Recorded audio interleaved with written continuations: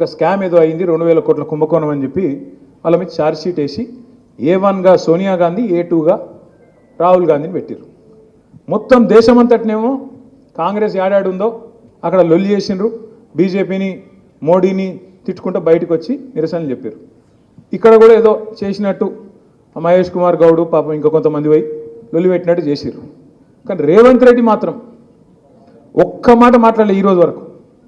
ఏది వాళ్ళ నాయకత్వం మీద, వాళ్ళ టాప్ లీడర్షిప్, సోనియా గాంధీ రాహుల్ గాంధీ మీద కేసు అయితే, ఛార్జ్ షీట్ అయితే, దేశంలో ఉన్న కాంగ్రెస్ వాళ్ళందరూ మాట్లాడుతుంటే రేవంత్ రెడ్డి మాత్రం కుయ్యి లేదు, కయ్యి లేదు, సడి లేదు, సప్పుడు లేదు.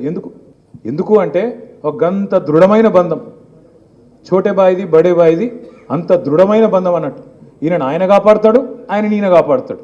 సెంట్రల్ యూనివర్సిటీ భూముల్లో బుల్డోజర్లు పంపిండు రేవంత్ రెడ్డి, అక్కడ జింకలు చంపుతుండు అని చెప్తే నేను ప్రధానమంత్రి గారిని అడిగిన, అయ్యా ప్రధానమంత్రి గారు నీకు సంవత్సరానికి ఒకసారి యాదికి వస్తుంది తెలంగాణ, ఏప్రిల్ 2024లోనేమో ఆ రోజు అన్నావు ఇక్కడ ఆర్ఆర్ ట్యాక్స్ వసూలు చేస్తారు, తెలంగాణలో అవినీతి రాజ్యం వెళ్తుందన్నావు, సంవత్సరం అయిపోయింది, యానివర్సరీ కూడా అయిపోయింది, మరి ఇంతవరకు దాని మీద ఏం కార్వాయి లేదు, దాని మీద ఏం సడి సప్పుడు లేదు, ఓ కేసు లేదు, ఏమైంది ఆర్ఆర్ ట్యాక్స్ అని చెప్పి ఆరా తీసింది లేదు,